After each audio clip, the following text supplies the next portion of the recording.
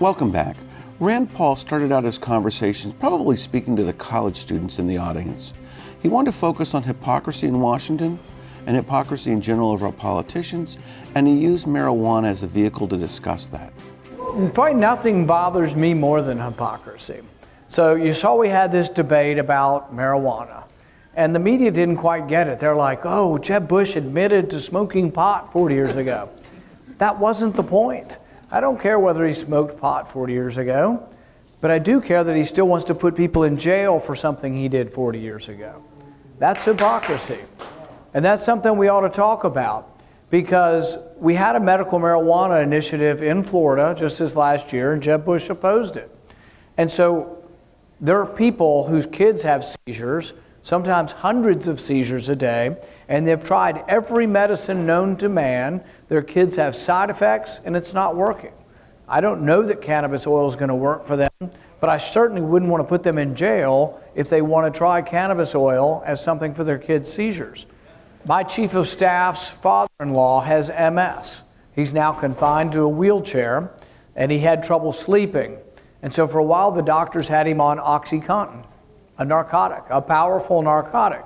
Well, he's switched to medical marijuana, and he sleeps better. Do you want to take that away from him? Do you want to put him in jail for that? See, I think it's crazy to think that we have 17 different drugs that come from the poppy plant that are all legal, and your doctor can prescribe every one of them.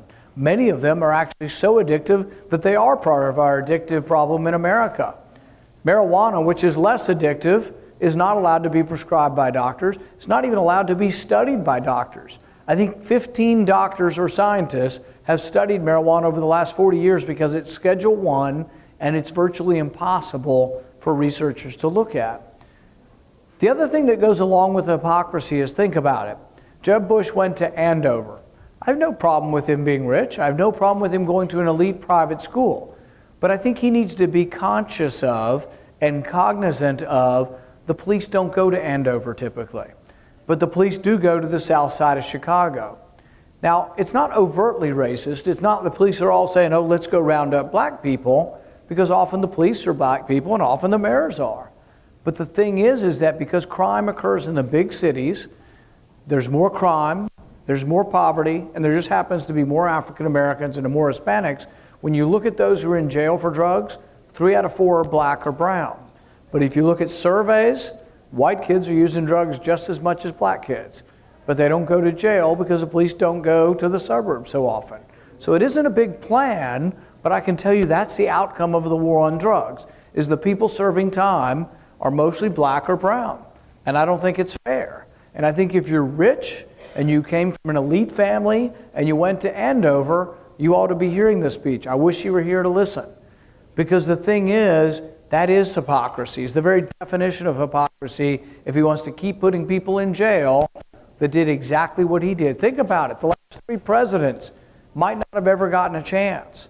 And here's what happens with our drug laws, with the war on drugs. Sometimes you get a felony conviction. What happens then? Try getting a job ever if you have a felony conviction. It's very difficult to get a job. And then we as Republicans say, well, everybody needs to be working. And I kind of do agree with that. I want you all working. But then if somebody has a felony record, how are we going to get them back working? Many of the fathers are in prison. There are 2 million fathers in prison. So we do have to figure out a different way to do this. And then people say, well, do you just not care about drugs? No, I care about drugs. I don't want my kids doing drugs. I don't want you doing drugs. There's a heroin epidemic. I hear about it up here. I hear about it in Kentucky. But there are ways to treat it. I don't think incarceration is the way to treat the heroin epidemic either, as much as I think heroin's a problem. I think we ought to treat it as an addiction, treat it as a health problem. You know what they did in California? They passed Proposition 47, and they took a lot of minor, nonviolent drug felonies, and they made them misdemeanors. California prisons were overflowing with people. In fact, violent prisoners were getting out early. The federal judges had mandated that they had to get out of prison because there was too many people in prison. Once they passed Proposition 47, and we were no longer putting nonviolent, mostly drug criminals in jail, there's plenty of room. The violent criminals were not getting out early. The violent criminals were able to serve the rest of their time. What I'm saying is we ought to look at things a little bit differently than what we've been doing. That's at least one of the differences we have. Hypocrisy. You heard all the governors on the stage bragging about how they love the 10th Amendment. What's the 10th Amendment say? 10th Amendment says that those powers not delegated to Congress, those powers not given to Washington, are left to the states and the people. So the governors are all bragging about it until we got to marijuana, and then like, oh, except for marijuana. They don't want the states to make their own decisions on marijuana. That's hypocrisy. That's a mistake. If you look at other differences, what are the other differences? I think I'm the only one standing up for criminal justice reform. I've also been willing to work with the other side. I have a bill with Cory Booker to let people expunge their their teenage records, so it's permanently with them. If people behave after a while, they ought to be able to get a clean slate and a second chance. When we return, we're going to focus on his comments around the Middle East and foreign policy, so please stay with us.